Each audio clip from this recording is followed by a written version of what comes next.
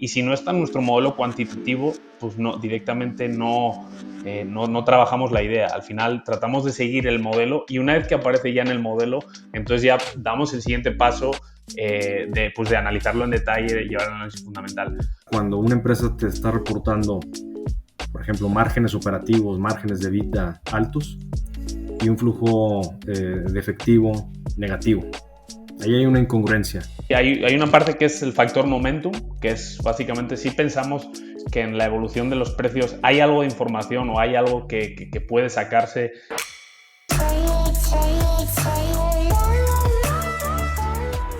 ¿Cómo estáis, Alejandro y Andrés? Bienvenidos. ¿Cómo va todo?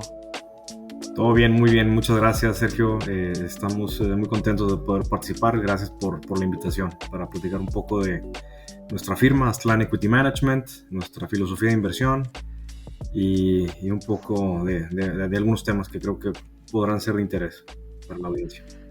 Buenos días, Sergio, Rodrigo y Alejandro. Muchas gracias por la oportunidad y nada, un placer de estar aquí y poder conversar de temas interesantes. Bueno, pues el placer es nuestro de teneros aquí, poder conoceros un poco y hablar un poco de inversión y de todos estos temas que tanto nos gustan. Pero antes, quiero saludar a mi querido compañero Rodrigo. ¿Cómo estás? ¿Cómo va todo? Hola, ¿qué tal, Sergio? Pues muy contento de tener aquí a Alejandro y a Andrés, que, bueno, llevan gestionando un fondo que sigo con detenimiento desde hace tiempo y la verdad que un gusto tenerles aquí para poder entrevistarles y sacarles la mayor tajada posible de información. Desde luego, aparte, pues a mí particularmente siempre me gusta también ver otras filosofías de otras zonas geográficas. Yo creo que a veces hablamos mucho siempre con compañeros aquí de España, pero en otras ocasiones también he hablado con gestores y profesionales de la inversión de México y de Latinoamérica y creo que aprendo muchas cosas, que hay visiones también diferentes y que es muy enriquecedor para todos. Y yo creo que podríamos empezar hablando un poco de vuestra trayectoria, Alejandro y Andrés. Siempre a mí me interesa, por ejemplo, conocer qué es lo que os llevó a entrar en el mundo de la inversión y las finanzas y cómo acabasteis dedicándoos a estos y siendo profesionales. Y luego quería preguntar un poco el origen de Aztlán y cómo surgió. ¿Quieres empezar tú, Alejandro? Sí, gracias Sergio. Pues nuevamente gracias por la oportunidad de estar aquí compartiendo con ustedes, con la audiencia y platicar un poquito de nuestra trayectoria, la firma Aztlán Equity Management. Es una firma que yo fundé en el 2016. Tenemos poco más de 6 años operando como una gestoría de alta especialidad, una boutique de especialidad en mercados de capitales, equities, renta variable global, con una especialización muy particular en el segmento de las empresas pequeñas y medianas, las small y mid caps, con una metodología de inversión muy bien definida, que seguimos con disciplina, que hemos desarrollado a lo largo del tiempo. Mi trayectoria personal, yo comencé en el ámbito financiero hace 28 años. Originalmente, de profesión, yo soy ingeniero químico. Mis primeros años antes de entrar a la industria financiera fueron en la industria química, en la industria petroquímica. Y en aquellos años, cuando estaba mucho más joven, veía con mucho interés. Siempre he tenido muchos intereses diversos. Me gusta mucho leer. En el tema financiero veía que era un mundo de lo más interesante, misterioso. Conocía absolutamente nada al respecto. Tuve la oportunidad de plantear para una firma también, en aquel entonces una firma boutique de asesoramiento, de advisory en banca de inversión, fusiones y adquisiciones. Y vi la oportunidad de poder participar inicialmente en un programa como practicante, ¿no? en un verano, ¿no? El verano ya del 1994. Me dieron la oportunidad de participar como practicante y a partir de ahí me quedé 8 años en esta firma basada en Nueva York Y ahí fue cuando comencé con este primer abordaje del mundo financiero desde el punto de vista de fusiones y adquisiciones, ¿no? Una experiencia muy enfocada a la parte de banca de inversión, de M&A, en Latinoamérica, y definitivamente fue una gran escuela. Tuve grandes mentores en esa etapa, una curva de aprendizaje bueno, pues me permitió tener esa entrada al mundo financiero, y de ahí pasé a una segunda etapa en mi trayectoria profesional. Yo la divido en 4 etapas. La primera sería la entrada, banca de inversión, fusiones y adquisiciones. Esta segunda etapa después fue finanzas corporativas. Uno de los clientes, que era un grupo industrial mexicano, me contrata, me da la oportunidad de participar en el área de planeación financiera, ya dentro del ámbito corporativo. Ahí participé 3 años. Y después, estando en esa etapa, me llega una oportunidad, de esas oportunidades que en ese momento parecía casi una broma. Me llegó un correo electrónico misterioso de alguien que quería entrevistarme por parte de un fondo de inversión basado en Washington, D.C. Al final acabó siendo legítimo. Fui a las entrevistas, me contrataron. Originalmente se llamaba este fondo de inversión Emerging Markets Management.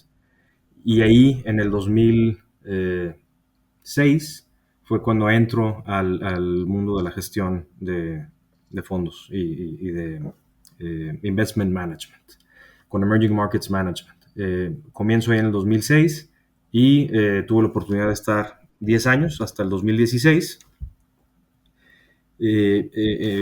A mitad de ese camino entra un grupo financiero muy importante, basado en Londres. Están, de hecho, listados en la bolsa de Londres, The Ashmore Group. Ashmore, muy enfocado en mercados emergentes, pero en renta variable, adquieren a Emerging Markets Management como su brazo ellos en renta fija, y adquieren a Emerging Markets Management con su brazo de renta variable. Y esos, de ese periodo de 10 años, pues los últimos 5 fueron ya bajo el paraguas, bajo el nombre de The Ashmore Group.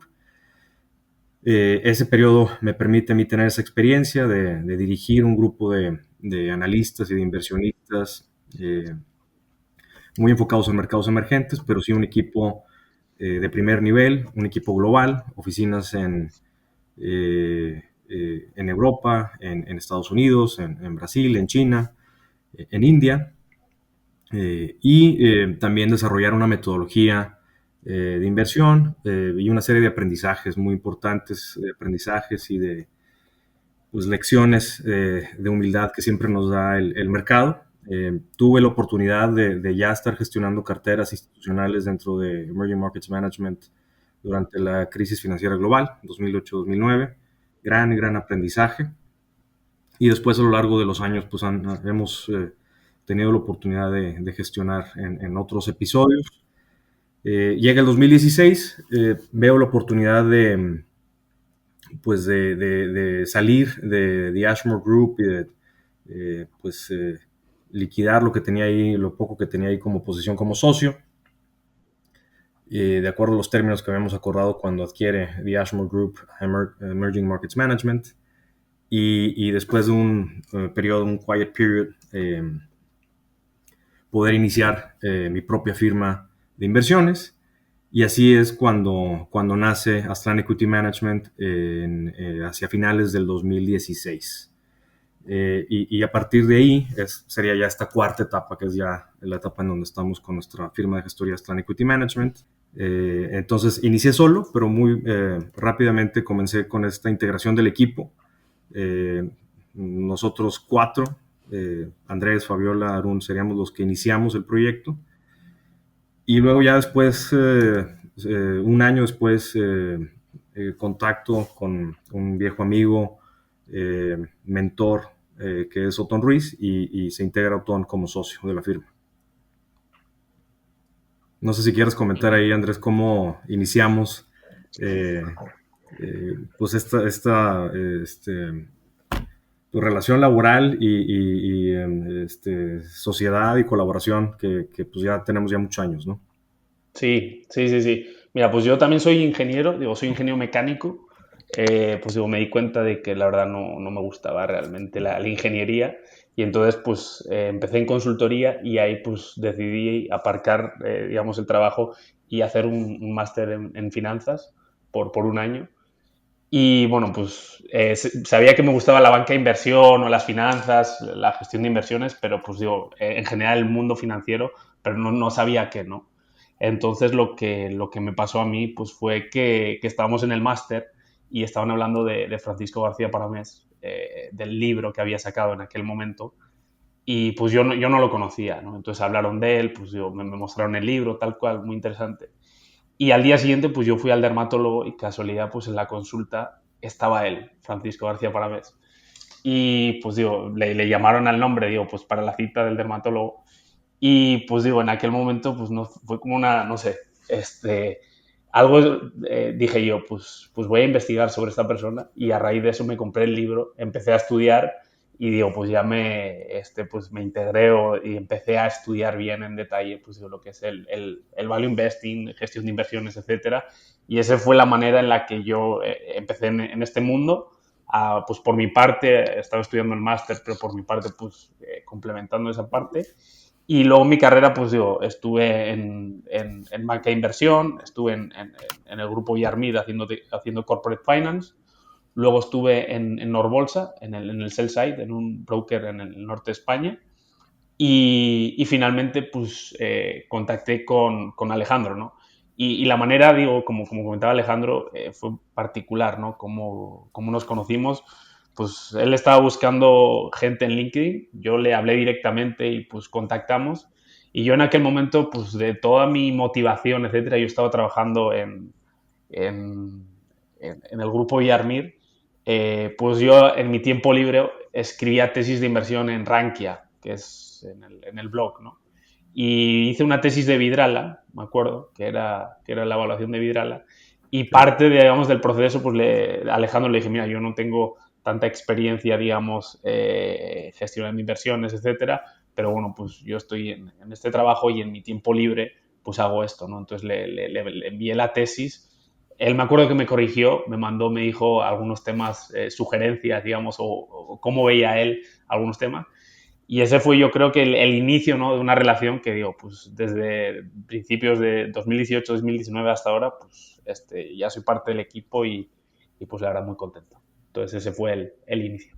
Perfecto, pues volviendo un poco a Aztlan, quería preguntaros cómo podríamos entender mejor qué tipo de inversión hacéis, porque tenéis diferentes vehículos, tenéis diferentes estrategias, habláis bastante de la importancia de ciertos aspectos cualitativos de las empresas, pero también he visto que habláis de vuestro modelo cuantitativo. Entonces, ¿cómo explicáis vosotros las diferentes estrategias y la filosofía de inversión del fondo? Sí, exactamente. O sea, lo más importante, la piedra angular de lo que hacemos es nuestra filosofía de inversión. De nuestra filosofía de inversión emana nuestro proceso. Todo está perfectamente alineado y lo hemos construido en alineación, ¿no? De una filosofía de inicio, de origen, y de ahí construimos nuestro proceso y nuestro trabajo en la gestoría de inversiones. Entonces, nuestra filosofía de inversión, a su vez, la piedra angular es la generación de flujo libre. Buscamos empresas que sean generadoras de flujo libre. Ese es lo que nosotros hemos encontrado tanto de forma empírica, tanto como inversionistas en mercados privados, como inversionistas gestionando carteras en mercados públicos, en renta variable, y los análisis estadísticos y cuantitativos hemos encontrado una serie de evidencias muy contundentes y además es casi axiomático, ¿no? Si un negocio es altamente generador de flujo libre, pues ahí es donde está la generación de valor, es donde va a poder seguir creciendo en el tiempo y seguir generando dividendos, valor patrimonial y valor en general para todos los grupos de interés.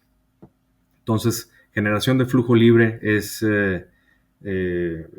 la piedra angular de nuestra filosofía de inversión, buscar empresas que sean altamente generadoras de flujo libre, y a eso añadimos otros factores.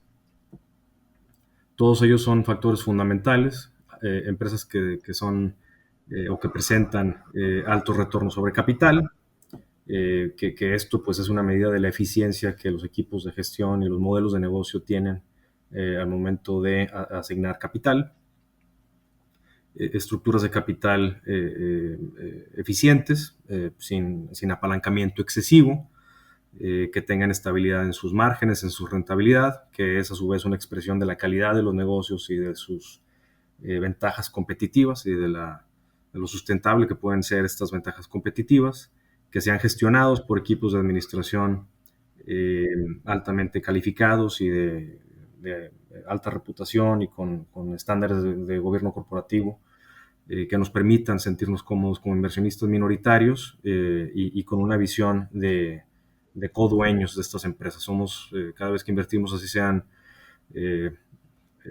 10 acciones y seamos minoritarios, nosotros nos visualizamos como codueños y también nuestra filosofía de inversión tiene que ver con esa idea de o forma de invertir en mercados privados, ¿no? Como si estuviésemos comprando los negocios en su totalidad y es el nivel de cuidado y de debida diligencia que llevamos a la hora de analizar una posible inversión y una inversión en una empresa. Entonces, generación de flujo libre con todos estos otros elementos. Finalmente, también es muy importante el aspecto value. Queremos cerciorarnos de que cada vez que tomamos una decisión estamos actuando con suficiente margen de seguridad, pero sí que es el último factor a considerar. Ese para mí es uno de los grandes aprendizajes a lo largo de los años, es value. Es el último factor a considerar y no el primero. Tú no puedes comenzar a evaluar una empresa por su atractividad, suponiendo que un múltiplo bajo es atractivo. Tienes que entender la generación de flujo, las características fundamentales del negocio, sus ventajas competitivas y al final está la consideración de value. Entonces, esa es la filosofía de inversión y lo que hemos hecho es codificarlo. Me preguntaba Sergio acerca del modelo Quant, de nuestro modelo cuantitativo. Nuestro proceso de inversión es un proceso muy simple, pero es sistemático y lo llevamos a cabo de forma disciplinada a lo largo del tiempo. Son 4 pasos. El primer paso es nuestro modelo cuantitativo propietario, que para las carteras gestionadas lo utilizamos como filtro para hacer un cribado de todo este posible universo de inversión y enfocar nuestros esfuerzos. Somos una firma pequeña, un grupo compacto de analistas que conformamos Aztlán Equity Management. Entonces lo que queremos es estar siempre muy bien focalizados, maximizar la eficiencia del uso de nuestro tiempo. Entonces aplicamos nuestra filosofía vertida en un modelo cuantitativo que nos permite hacer un cribado de este universo de inversión y focalizarnos en un grupo mucho más acotado de empresas. Lo que hemos encontrado es el segmento de pequeñas y medianas empresas, small y mid caps. Es un segmento en donde hay muchísimo valor, donde podemos tener una estrategia bien diferenciada. Entonces nos enfocamos en ese segmento, empresas, yo te diría en un rango de $1,000 millones de capitalización de mercado a $10,000 millones. Aplicamos nuestro modelo, cribamos el universo de inversión que puede ser en el mundo de equities en mercados desarrollados, Norteamérica, Europa Occidental y Asia desarrollado. Depende de la base de datos que usemos, pero son más de 6,000 empresas o 6,000 stocks. De esos 6,000 stocks, nuestro modelo nos permite enfocarnos en las 50 mejores empresas o más altamente rankeadas según nuestro modelo. Generación de flujo libre, alto ROE, márgenes estables, crecimiento y buen value. Y de ahí el segundo paso de nuestro proceso de inversión es el análisis fundamental, y ahí es donde aplicamos esta filosofía o esta visión de las inversiones como si estuviésemos comprando el negocio en su totalidad, una debida diligencia muy detallada, construcción de modelos operativos y financieros detallados, nuestras propias proyecciones. Todo lo hacemos in-house, todo el trabajo es propietario. Entonces, también esto implica visitas a las empresas o por lo menos entrevistas con los equipos de los directivos de las empresas. Y posteriormente todo este análisis concluye con un análisis de evaluación. Tenemos diferentes metodologías, los flujos descontados y las metodologías que todos conocemos, múltiplos históricos, etc. Todo esto lo integramos en reportes analíticos detallados que se revisan en nuestro comité de inversión. Nuestro comité de inversión es el órgano que se encarga de llevar a cabo el proceso de inversión y de vigilar que se lleve a cabo con integridad. Tenemos ya 5 años llevando nuestro comité de inversión cada semana, cada martes por la mañana, tiempo de México, de 7 a 9 de la mañana tenemos nuestro comité de inversión. Estas reuniones en donde todo el equipo participamos, los analistas presentan sus ideas de inversión siguiendo esta metodología en estos reportes analíticos detallados, que también ya tenemos un formato muy bien preestablecido. Llevamos a cabo estas discusiones, podemos tener discusiones que puedan ser de una sesión o de varias sesiones para una sola idea, un solo stock. Al final, en comité y después de discutir, puede o no entrar al buy list esta idea, y ya dependiendo de ese buy list, de esa lista de stocks ya revisados y ya analizados, el portafolio manager, yo como portafolio manager tengo ya la capacidad de seleccionar de ese grupo de stocks ya analizados para pasar al tercer paso de nuestro proceso de inversión, que es la construcción de la cartera. La construcción de la cartera, lo que buscamos es, otro de los elementos que nos diferencia es que nuestras estrategias, nuestros fondos son altamente concentrados. No creemos en el exceso de la diversificación, creemos que parte del problema que vemos de la falta de generación de valor, falta de generación de alfa que vemos en muchos fondos de inversiones es una diversificación excesiva. ¿De cuántos stocks estamos hablando? Entonces, en nuestras estrategias estamos hablando de 15 stocks, en donde esos 15 stocks, 15 a 20, lo que queremos hacer es tener una buena diversificación geográfica, las 3 geografías, Norteamérica, Europa Occidental, Asia desarrollado, y buena diversificación por sectores, ¿no? Tener una representatividad de todos los sectores, y hacer, conforme nuestro proceso nos lo permita, la selección del mejor negocio en cada una de esas regiones y sectores. Queremos tener una cartera de solamente los mejores negocios del mundo. Ese es nuestro objetivo. Entonces, una cartera bien concentrada. Nos ha dado muy buenos resultados, nuestro desempeño histórico ha sido muy bueno. Hablaremos más adelante un poco de las estrategias que son puramente quant, como un ETF que listamos recientemente en la Bolsa de Nueva York, que es un fondo indexado. El índice es un índice propietario que nosotros creamos y que publicamos a través de Solactive en Europa. En ese caso, por ciertas regulaciones para efectos de ETFs y de índices, aumentamos el número de posiciones a 27 específicamente, pero aún 27 sigue siendo de lo más concentrado. No se ve comúnmente este tipo de fondos con ese alto nivel de concentración. Entonces, eso es nuestro tercer paso, nuestro tercer pilar del proceso de inversión, es la construcción de portafolio concentrado pero diversificado. Y finalmente, el cuarto paso es el monitoreo continuo y el rebalanceo de forma sistemática. Cuando un hombre se adelanta más allá del desempeño de la cartera, pero sigue teniendo características que nos permiten tenerlo en nuestra cartera y cumple con nuestra filosofía de inversión, tomamos utilidad, reducimos el posicionamiento y reasignamos a las posiciones que igualmente siguen teniendo esas características indispensables, pero se han quedado rezagadas. Y eso nos permite tener una eficiencia en la gestión activa de las carteras.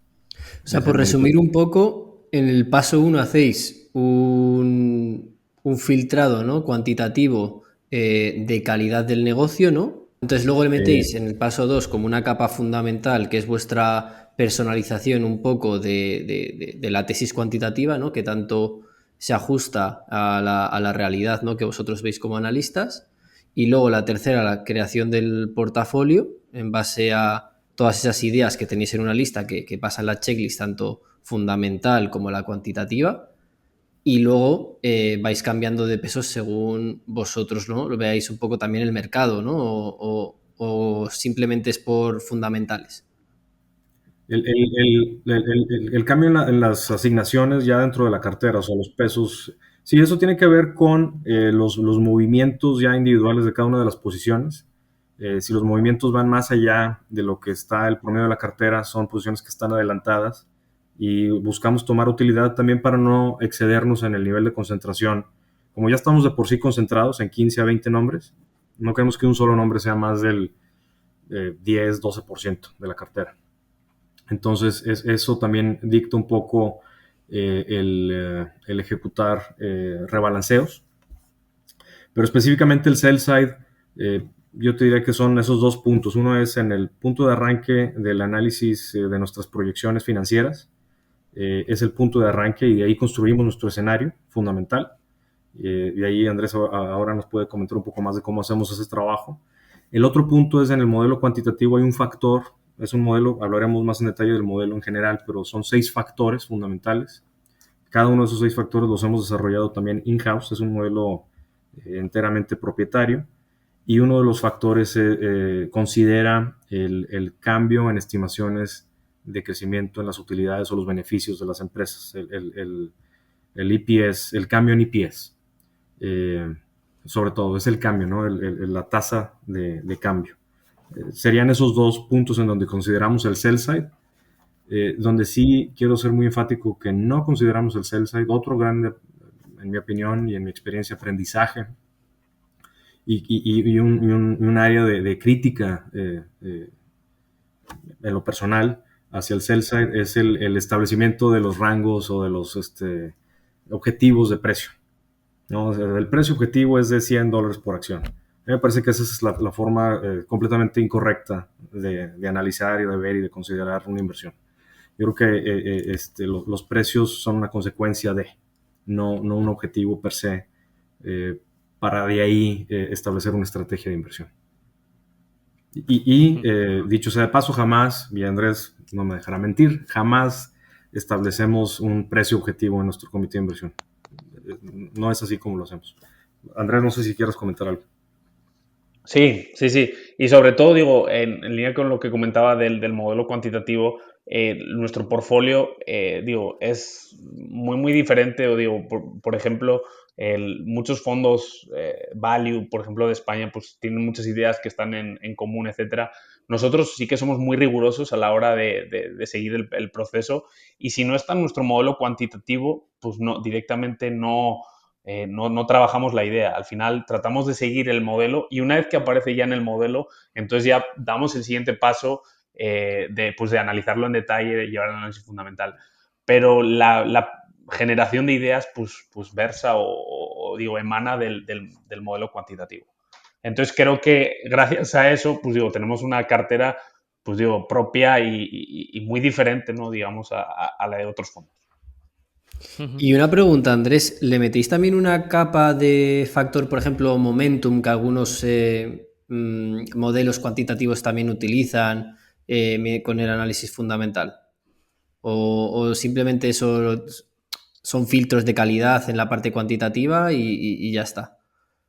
Sí, hay una parte que es el factor momentum, que es básicamente si pensamos que en la evolución de los precios hay algo de información o hay algo que puede sacarse y que puede ayudar. Evidentemente, digo, no es análisis técnico, digo, no creemos en el análisis técnico, no somos chartistas ni nada por el estilo, es puramente análisis fundamental, pero sí, uno de los factores es pues la evolución del stock en los últimos, pues digo, año, trimestre y mes.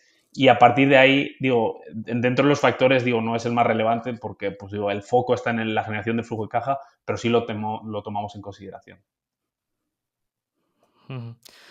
Qué bueno, qué bueno.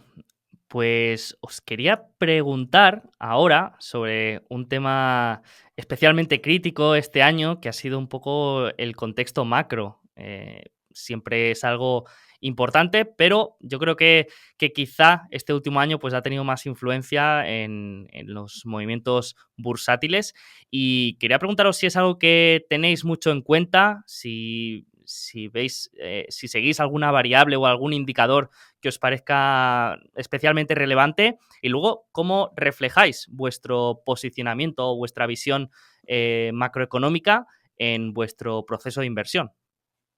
Bueno, pues en cuanto a la macro, evidentemente consideramos, no somos expertos o no tratamos de predecir el futuro y invertimos únicamente con la macro. Sí la seguimos, sobre todo los datos, pues digamos, de inflación, índice manufacturero, evidentemente cómo evoluciona la economía y nuestra visión o cómo lo vemos. Actualmente, monitorizamos de manera muy detallada, digamos, pues la evolución de la inflación y subsecuentemente, pues las subidas de tipos de interés de los diferentes bancos centrales, cómo va evolucionando. Parece ser que pues evoluciona bien. Por ejemplo, en Estados Unidos los datos de inflación parece ser que sí van amainando. Y sobre todo esa parte es muy, muy relevante y lo aunamos con la parte de los reportes empresariales, ¿no? Que es una cosa pues muy relevante. Hasta ahora, o por el momento, no hemos visto que haya habido una erosión en el EPS o en los reportes de las compañías. Continúan reportando bien. En la última temporada de resultados pues ha sido positiva, incluso muchas compañías reportaban al alza de lo que esperaba el mercado. Entonces, por el momento, pues a nivel macro, viendo cómo está la situación, pues sí vemos que hay ciertos riesgos y que si continuase la inflación y continuasen subiendo los tipos, pues sí veríamos que pudiera haberse afectado los mercados de capitales en relación sobre todo con la renta fija, ¿no? Pues porque tendrían menos atractivo en relación a la renta fija. Y nuestro posicionamiento es, pues, conforme si las compañías continúan reportando de una manera pues satisfactoria y no están, digamos, mostrando signos de recesión, pues nosotros continuamos viendo bien el mercado y de cara a 2023, pues lo que vemos nosotros es que en caso de que hubiera, algo de la recesión en las compañías o que se vieran afectadas, pues sí podríamos ver algo de volatilidad. Pero pensando en que la inflación pues ya va a evolucionar de manera más positiva, se pueda ir controlando, considerando también el efecto base y que los reportes de las compañías son buenos, pues sí continuamos siendo positivos, ¿no? De cara a los próximos años. No sé si... Andrés, entonces, ¿estás un poco de acuerdo con el consenso de que el año que viene, por ejemplo, el EPS del SP500 va a estar flat con respecto al de 2022? ¿Estáis bastante cómodos con esa proyección del sell side? Pues de acuerdo, no hemos proyectado en detalle, digamos, el S&P. Con respecto a nuestras compañías, pues nosotros estamos viendo crecimiento en el EPS de las compañías. Evidentemente, algunas compañías cíclicas sí vemos que pudiera haber, digamos, principalmente por el efecto base, ¿no? Hemos estado en un año en el cual los precios de algunas compañías cíclicas han volado, han estado muy altas. Entonces, en esas compañías sí podemos ver cierta normalización o cierta tendencia a la normalización, pero en las compañías que no son cíclicas o no son de commodities o tan relacionadas a este tipo digamos, de variables, pues vemos esperamos que continúen creciendo. Y conforme al S&P 500, pues no tengo una opinión, digamos, clara o, digamos, no me atrevería a decir, oye, va a estar flat el EPS el año que viene o no. Te puedo hablar de la cartera nuestra, de las compañías que vemos nosotros y eso. Entonces, en nuestro caso, sí vemos un crecimiento en prácticamente todas las compañías y alguna normalización o alguna tendencia, digamos, a normalizarse más a precios más cercanos al ciclo medio que en las compañías cíclicas. Aquí en este punto, Rodrigo, Sergio, me gustaría compartir con todos una anécdota que quizás puede dar una visión también a la vez más amplia de cómo gestionamos. La anécdota es cuando yo entré a Emerging Markets Management, el grupo ya tenía de origen un modelo Quant, pero ese modelo Quant lo que hacía era específicamente asset allocation a través de países. Entonces el modelo lo que decía es el índice, por ejemplo el índice MSCI mercados emergentes, dice que China, Taiwán, Corea del Sur, India, México, Brasil, Rusia, etcétera, tienen tal ponderación. Y entonces el modelo lo que hace es, a través de todos estos algoritmos, decirte cuánto debes ponderar cada uno de los países. Ya estaba de origen cuando yo llegué. Cuando lo vi me pareció muy interesante. Fue para mí la primera vez de tener acceso a un modelo cuantitativo de este tipo. Pero lo primero que vi o que identifiqué, y que fue como empezó nuestra trayectoria en el aspecto quant, y el diseño del primer modelo, fue decir o tener a nivel personal una revelación, decir, esto es basura, esto no sirve para nada. ¿Por qué? Porque nosotros, en aquel entonces, a través de Emerging Markets Management, después Ashmore y ahora en Aztlán, invertimos en empresas, invertimos en stocks, no invertimos en países, no invertimos en economías.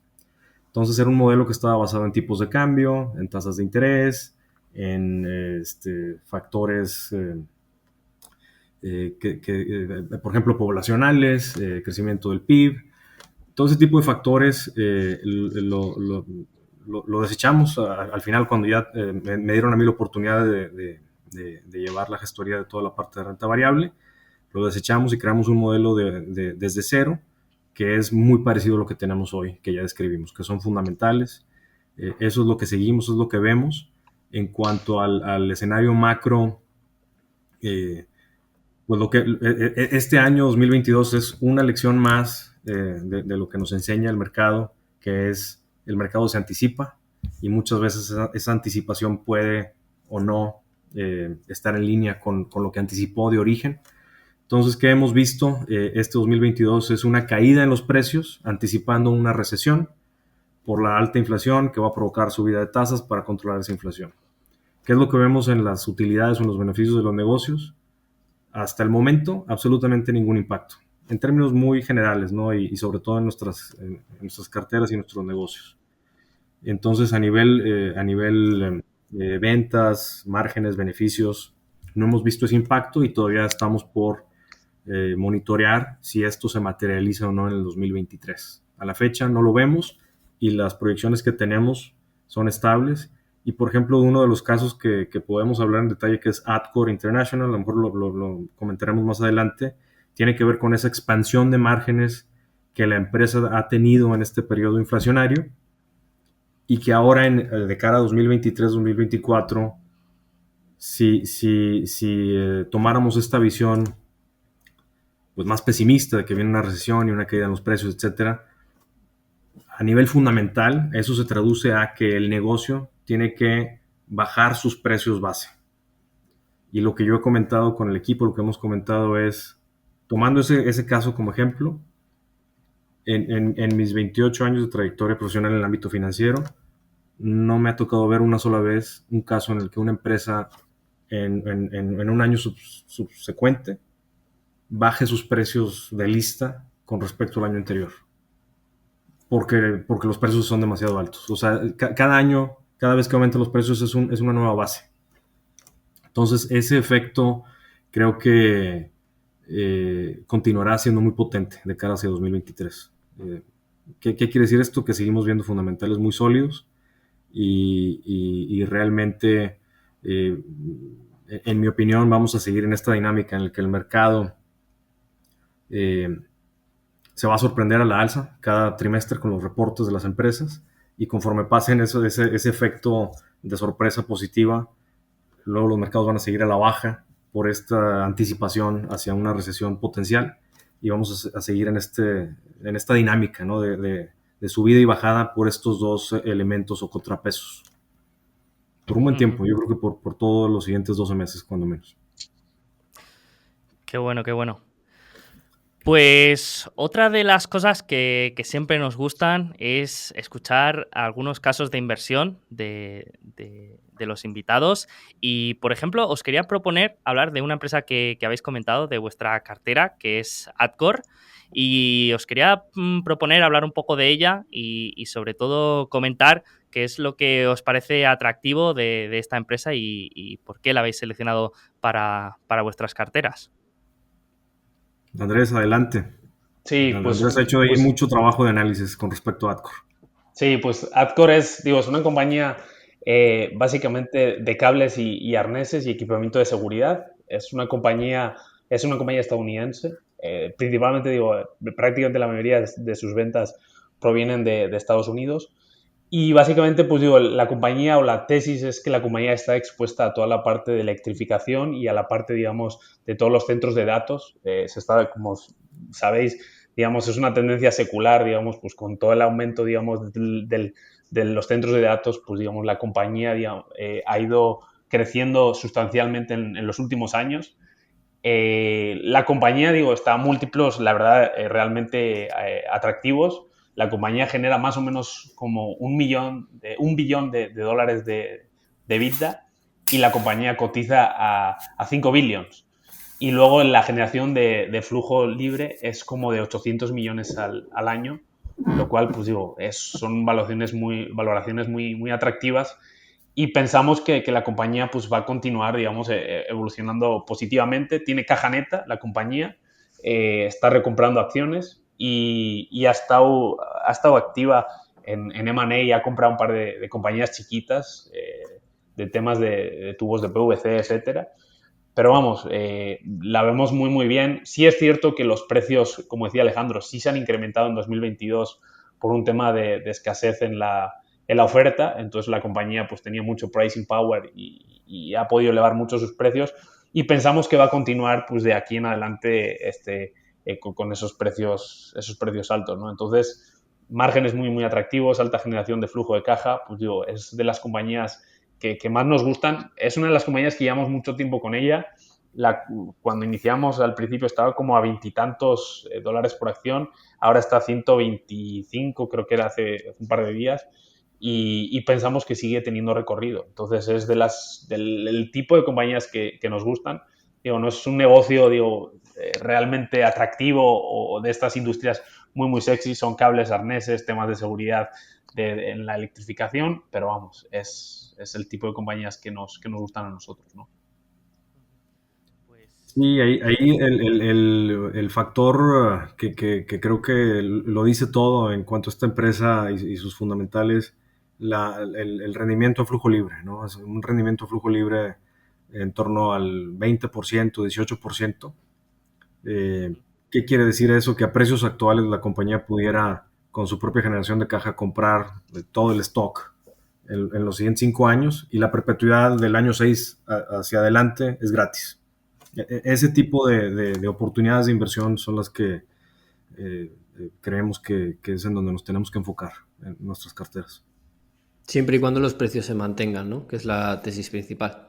Exacto, sí, siempre y cuando la tesis se mantenga, lo que comentaba en el punto anterior en toda esta experiencia, pues no es habitual que las empresas de manufactura, eh, tecnología, etcétera, eh, a lo mejor en los commodities sí podemos ver esos cambios importantes hacia arriba o hacia abajo a lo largo del tiempo en los precios, pero en negocios de manufactura es más difícil verlo, es poco habitual ver ese cambio de precios. ¿Qué tendría que suceder para que cayeran los precios de lista de una empresa como Atco que manufactura y vende cables, arneses, equipo eléctrico, equipo de seguridad, electrificación? Pues tendría que tener presiones competitivas, ¿no? O sea, que en el mercado americano o venga de fuera a través de importaciones o a través del establecimiento de nuevos jugadores. Eh, no lo vemos, no estamos monitoreando el mercado en ambos sentidos.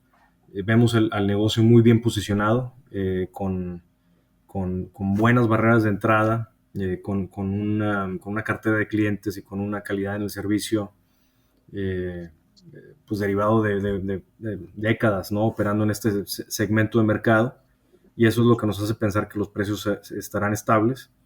Y la otra cuestión que también nos gusta, y como mencionaba también al inicio en cuanto a la filosofía de inversión y el proceso, value siempre es importante, aunque sea la última variable, sí es bien importante. ¿Y qué significa eso en este caso particular de Adcore? Que tenemos un amplio margen de seguridad, y si los precios caen, la empresa sigue estando barata, sigue generando flujo, sigue teniendo esa eficiencia operativa que le permite generar flujo y sigue estando barata, ¿no? O sea, a niveles actuales está a múltiplos, a utilidades prospectivas de en torno a 8, 7 veces. Entonces los beneficios pueden caerse 30% por una caída de precios y todavía estar barata. Todavía estás hablando de que es un stock que está cotizando un múltiplo de 10 veces, 11 veces, 12 veces en un escenario muy pesimista. Es decir, con que recoja o al final mantenga parte de lo que ha subido los precios, ¿no?, durante los últimos años, ya os da un margen de seguridad súper alto, ¿no?, sobre la inversión. Eso, exactamente. Así, o sea, tenemos ese margen de seguridad y nos dejaría, o sea, si ese escenario negativo se materializara, nos dejaría en múltiplos de evaluación que están aún a descuento contra el promedio histórico de esta empresa de los últimos 10 años. Otro factor importante, ¿no?, para evaluar el margen de seguridad. Pues muy interesante esta empresa, no la conocía, pero le está echando un vistazo y la verdad que encaja bastante con estos criterios que habíais comentado al principio de vuestra filosofía de inversión. Así que, pues, empresa a poner en el radar para investigar un poco más. Y aquí tenemos una tradición que es el cuestionario alfa, que, bueno, son 10 preguntas un poco más informales bueno, que nos ayudan a conocer un poco mejor a los invitados y que si os parece bien, pues os voy a ir lanzando para ver qué os parece. Ok. Bien, adelante. Venga. La primera pregunta es, ¿qué estáis intentando estudiar o aprender ahora mismo? Ya sea un sector, una empresa o algo off topic que no tenga nada que ver con la inversión. ¿Qué estás intentando aprender, Alejandro? Sergio, hay 3 temas que son de gran interés para mí, que no necesariamente están ahorita en el radar. O sea, sí intentamos buscar oportunidades de inversión en esos 3 grandes áreas de investigación y de aprendizaje, pero no necesariamente necesitamos encontrarlos para seguir esta investigación de largo plazo. Tienen que ver con sustentabilidad. El primero es sustentabilidad de energía. Ahí sí que puede haber ideas de inversión, por ejemplo, en toda la industria de generación sustentable de hidrógeno y la economía del hidrógeno. Entonces, energía sustentable. El otro, la otra área de interés sería alimentos sustentables, ¿no? Y ahí dentro de los alimentos sustentables, toda esta tecnología de aquaponics, que tiene que ver con esta simbiosis entre, por ejemplo, peces y plantas. Me parece de lo más interesante poder encontrar o desarrollar inclusive tecnologías eficientes, sustentables para alimentar a la humanidad. Y el tercer elemento ya está más en un ámbito más filosófico, que luego hay que tener cuidado también con los dogmas y las ideologías, que alejarnos lo más posible de las ideologías y los dogmas, pero tiene que ver con la pobreza. Creo que lo que escuchamos a lo mejor en algunos foros está la discusión muy centrada en el problema de la desigualdad, y en mi opinión esa es la forma incorrecta de verlo. El real problema es la pobreza, ¿no? La desigualdad creo que es irrelevante. Entonces esos serían los 3 ámbitos que son de interés y de estudio. Como decía Sergio, tal vez off topic. Andrés, no sé si tú quieras compartir lo que tú estás estudiando. Sí, evidentemente, Alejandro, nos ha trasladado al equipo y, digamos, son temas que también estamos tratando de seguir. Pero en mi caso personal, pues yo estoy enfocado en la industria del litio. Ahora mismo estoy investigando las mineras de litio, aprendiendo del litio. Eso es, lo que he estado estas últimas semanas en lo concreto.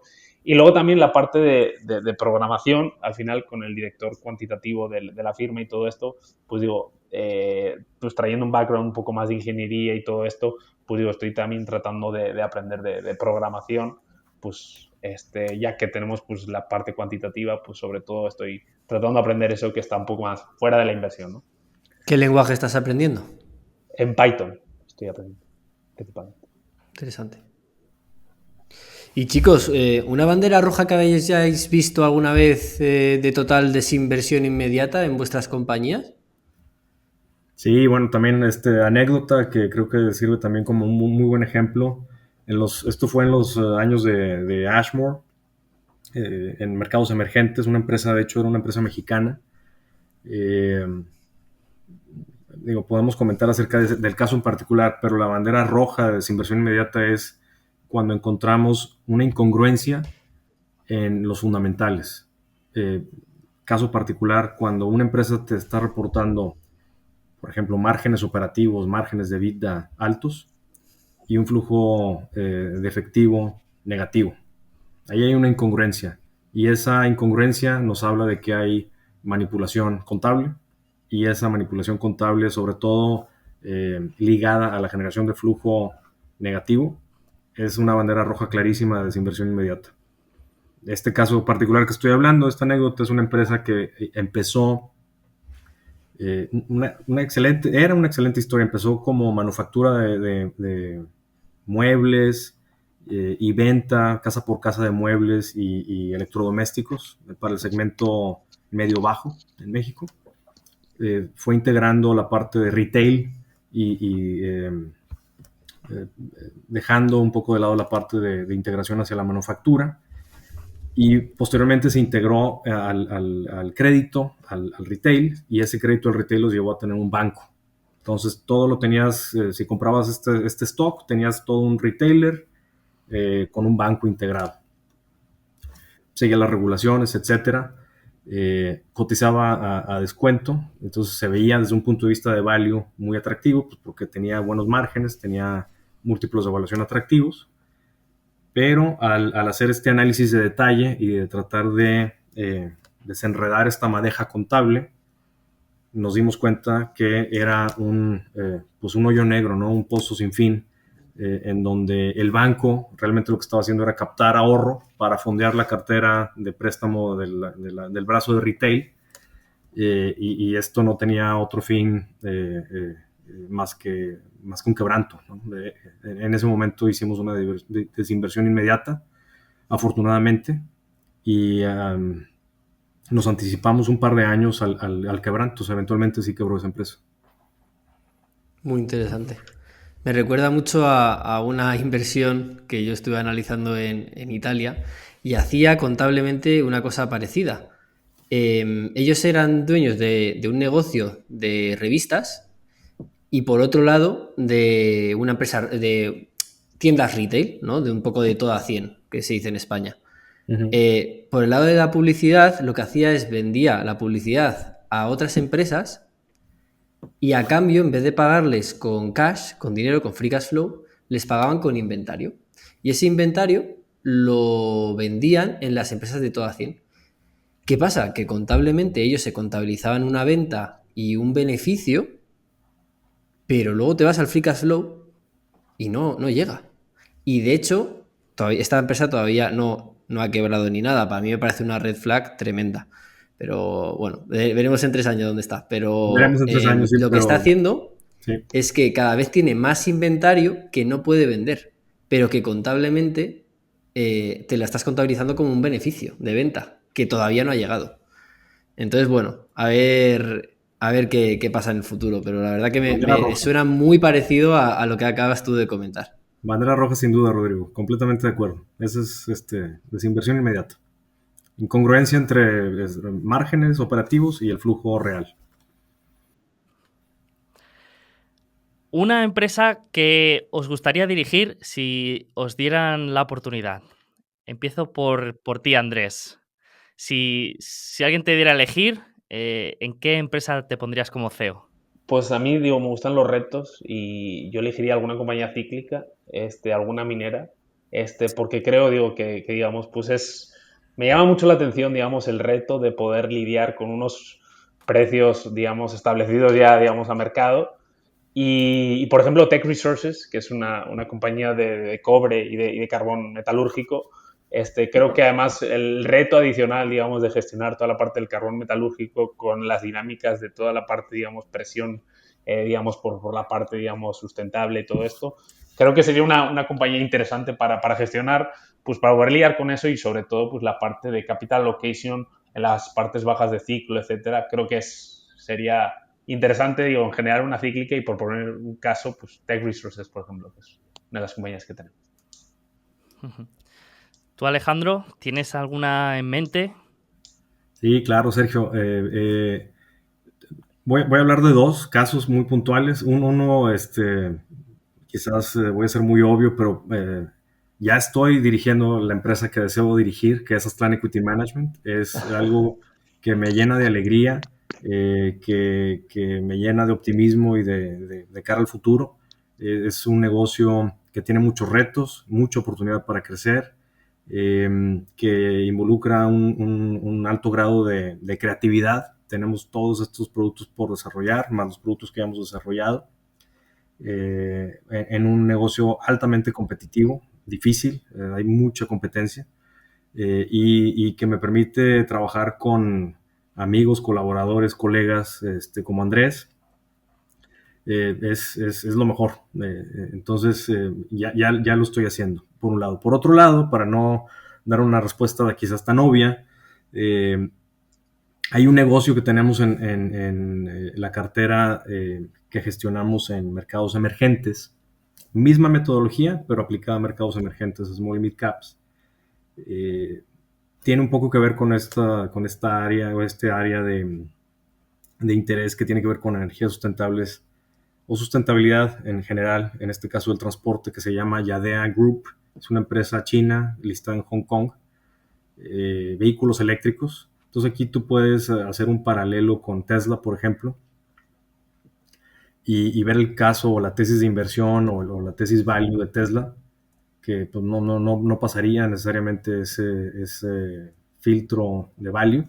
En el caso de Yadea tienes transporte eléctrico. La única cuestión es que no son automóviles, sino que son más bien motocicletas o bicicletas eléctricas, vehículos de dos ruedas eléctricos, basado en Hong Kong, muy enfocado en el mercado chino, pero que me parece a mí que sería de lo más interesante, de lo más retador poder llevar ese negocio a escala global. Creo que sería un gran reto, de lo más interesante, ¿no? Dirigir ese negocio, un negocio como ese. Muy interesante. Para estas navidades, ¿qué libro recomendaríais regalar a una persona sobre inversión o cualquier otro tipo de tema que os parezca interesante para este año? Andrés, adelante. Pues yo sin duda, digo, regalaría Antifrágil de Nassim Nicolás Taleb. Digo, es el libro, digamos, que yo creo que más no sé, como que me explotó la cabeza, ¿no? Digamos, cuando leí muchos de los conceptos que comentaba. Y la verdad, ligado a la inversión sí y no, pero creo que es, digo, un libro que creo que te hace replantearte muchas cosas y como quiera cualquier persona, pues digo, le va a hacer pensar. Entonces, regalaría ese libro. Yo, Rodrigo, quizás voy a recomendar algo que esté un poco off topic en este caso. Eh, Como les decía, en mi caso, bueno, quizás todos aquí compartimos eso, pero en mi caso soy un lector, de gustos muy amplios y variados. El libro que recomendaría y regalaría, y de hecho estoy regalando en un caso, no es un libro, es más bien, son 3 volúmenes. Es un libro de un escritor brasileño que se llama Laurentino Gómez. El libro se llama Escravidão, originalmente en portugués. Entonces es un libro que habla más bien como de la historia de la institución, de la esclavitud en épocas más modernas. Todo este comercio humano entre Portugal, África, Brasil, Estados Unidos, el Reino Unido en aquel momento. Y que me parece muy revelador de cómo en esos momentos y con ese evento desafortunado en la historia de la humanidad, se dan las bases para el mundo moderno que muchas veces no entendemos o no vemos con toda claridad de dónde provienen algunas de las estructuras socioeconómicas que aún prevalecen hoy en día. Entonces creo que es un libro o 3 libros, o en tres tomos importantes de leer. Pues nos apuntamos estas lecturas y siguiendo un poco con el tema de la lectura, quería preguntaros por algún blog o ahora que están muy de moda las newsletters, si tenéis alguna publicación que leáis de manera frecuente y que cada vez que saquen algo pues lo paréis todo y vayáis a leerlo. No sé si tenéis alguna de estas newsletters o blog. Andrés, adelante. Pues por mi parte digo, hay dos gestores que se llaman Goering y Rosenwag, digo, es mi impronunciable, digo, son especialistas en recursos naturales, digo, esas son de las cartas que suele ser trimestral, digo, que no me pierdo nunca, su visión acerca de los mercados de commodities es completamente revelador y digo, lo sigo muy detenidamente. Y luego hay otro que son de tesis de inversión que se llama Deep Value Monitor, que también suelen publicar tesis de inversión que me parece que es interesante. Entonces, pues esos dos son digamos, los sigo de manera continuada y luego, pues digo, las cartas de los gestores, digamos, de referencia, pues de Buffett y a nivel, digamos, de España, pues las cartas de Advalor, de Iván Martín, de Oros, de etcétera, digo, pues digo, las sigo siempre y siempre las leo.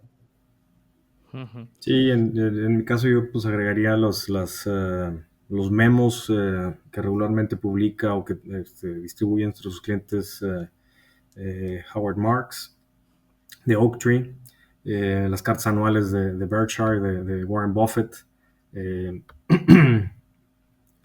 y en cuanto a blogs, yo creo que uno que yo veo con regularidad y me gusta para escuchar y sobre todo ver con una visión crítica y tratar de hacer este ejercicio de escuchar visiones que algunas veces pueden ser dogmáticas y verlas con objetividad y tratar de hacerla del abogado del diablo, dependiendo de dónde esté la visión.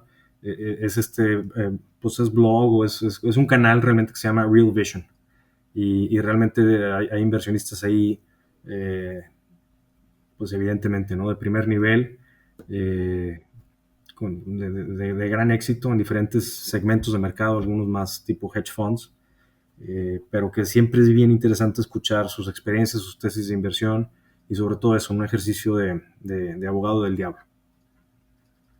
También recomiendo yo Crescat Capital, que es un fondo macro, digo, como decía Alejandro, pues por ver otro tipo de visiones, también digo, suelen publicar pues, digo, artículos y newsletters bastante interesantes y gráficos que son interesantes. Para los que nos están escuchando, dejaremos todos los links en la descripción para que podáis echarle un vistazo, ¿no?, a todos los recursos que nuestros entrevistados pues acaban de mencionar. Os quería preguntar si pudierais, yo sé que al final solo sois un fondo only long, no hacéis shorts, pero si estuvierais que poner cortos de una compañía o le tuvierais que recomendar una acción a vuestro peor enemigo, ¿cuál sería? Venga, Alejandro.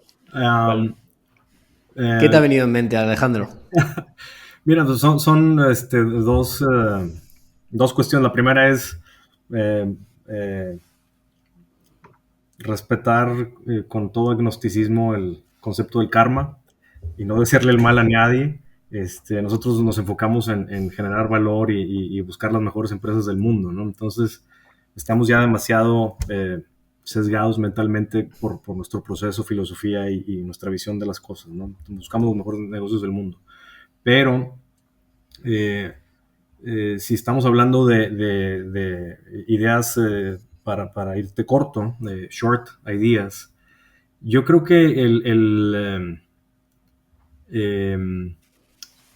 el lugar en donde hay que comenzar la búsqueda tendría que ser China, necesariamente. China en el mercado local. Y tendría que ver con el sector financiero chino o el sector inmobiliario chino. Entonces, ahí hay muchos stocks para seleccionar. Son sectores realmente, ¿no? El sector inmobiliario chino y el sector financiero chino. Hay varias empresas de las que podemos hablar. y todos estos casos vamos a terminar en este tipo de red flag que hablábamos, ¿no? De esas incongruencias entre lo que reportan a nivel operativo y lo que realmente puedes ver en el flujo real. Entonces, sector inmobiliario chino, sector financiero chino. ¿Cómo crees que va a acabar el tema? Ahí la cuestión que ha sido el gran factor de influencia para que no hayamos visto un quebranto mayor y una crisis global derivada de esto es el sistema autocrático chino, y que tenemos un banco central y un gobierno central que pueden actuar de forma unilateral, de forma insular también, y es lo que de alguna forma ha sostenido toda esta simbiosis entre el sector inmobiliario y el sector financiero chino.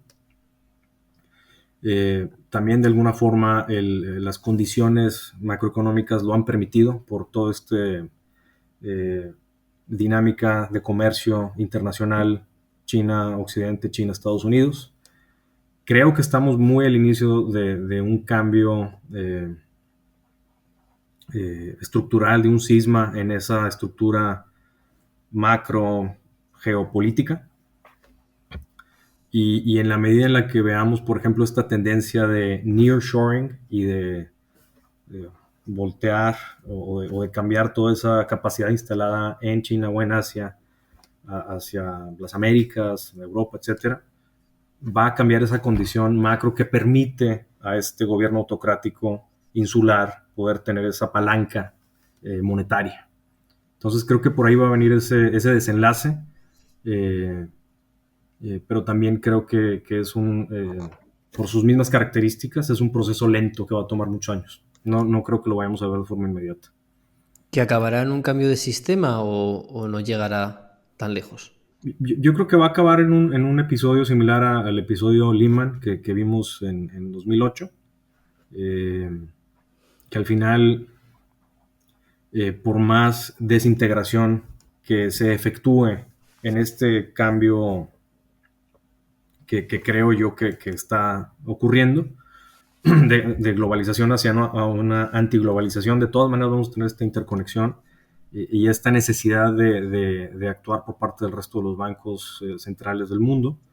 Va a ser como un Lehman 2, pero ahora el epicentro va a ser Asia, va a ser China.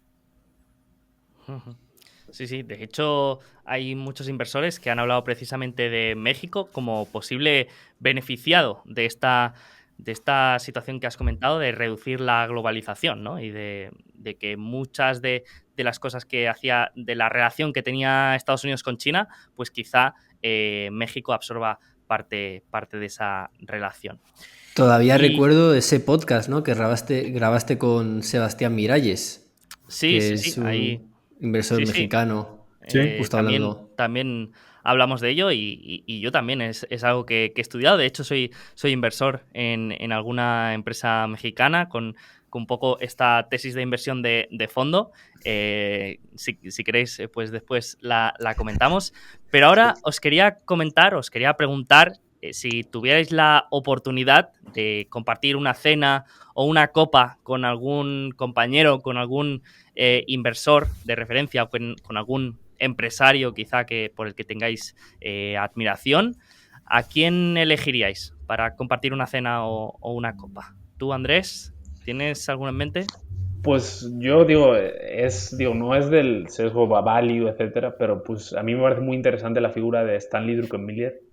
Creo que, digamos, el approach macro y la capacidad, digamos, para analizar y para ver Dalio también, pues digo, creo que es muy, muy interesante. Entonces, me enfocaría, no iría tanto a lo habitual o a la filosofía, digamos, value, sino que iría un poquito más a otro, pues para ampliar las miras y tratar de no ser dogmático, ¿no? Y tratar de ampliar y ver otros puntos de vista, ¿no? Y gente pues que lo ha hecho muy bien, ¿no? Entonces trataría, pues digo, de ese perfil, Druckenmiller, Dalio, ese tipo de inversor. Qué bueno, qué bueno. Delio todavía no había salido y a mí me parece también una persona muy interesante. Alejandro, ¿tú tienes a alguien en mente? Sí, yo Creo que alguien que sería fabuloso poder compartir un diálogo uno a uno sería Ray Dalio.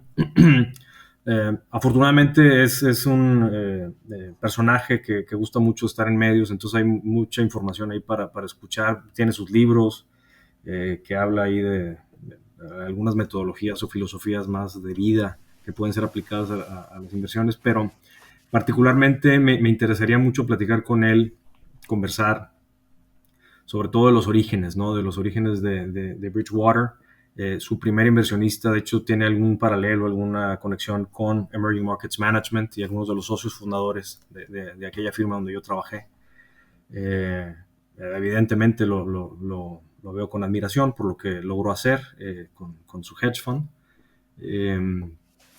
Creo que sería muy interesante, un personaje muy interesante para tener esas conversaciones y sobre todo me gustaría tener una serie de preguntas, ¿no? De los primeros años de Bridgewater. ¿Cuál ha sido vuestro mayor aprendizaje en el último año?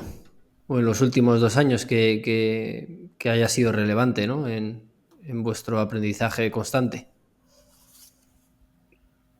Sí, bueno, a ver, en mi caso uno de los aprendizajes es que cada nuevo ciclo, aprendemos este nuevo ciclo y todo es nuevo y nada es nuevo. ¿Qué quiero decir con esto?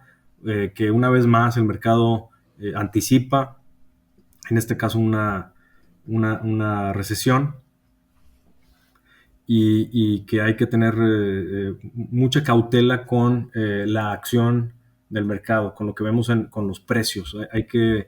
Es como una lección para reforzar nuestra disciplina, ¿no? De enfocarnos siempre en los negocios y sí estar conscientes de lo que está pasando a nivel macro, observar lo que está pasando en la acción de los precios, pero mantener esa visión clara, totalmente consciente de que eso tiene absolutamente nada que ver con lo que hacemos en cuanto al análisis fundamental. Y por ¿Tú, mi parte, Andrés? pues por mi parte digo, la parte de los dogmas, ¿no? Digo, yo cuando entré aquí, cuando conocí a Alejandro, me dijo lo que está prohibido aquí es ser dogmático. Yo traía un sesgo más deep value, ¿no? Cuando conocí a Alejandro y conforme ha ido pasando el tiempo, pues digo, he ido abriendo mi mente y digamos, pues empresas más de crecimiento, estar abierto un poco a todo y valorar, digamos, las diferentes puntos de vista y analizarlo y una vez después de analizar, pues ya verlo, pero no de hacer prejuicios, tener dogmas, etcétera. Creo que es algo muy equivocado. Entonces, esa es la principal enseñanza de los últimos años. Pues chicos, ha sido un auténtico placer conoceros y conocer todo lo que hay detrás de Aztlán Equity Management. Espero que os lo hayáis pasado bien. Estoy seguro que a todos los que lo escuchen pues les va a parecer muy interesante. Así que muchas gracias por acercaros aquí a compartir vuestro conocimiento y vuestro tiempo.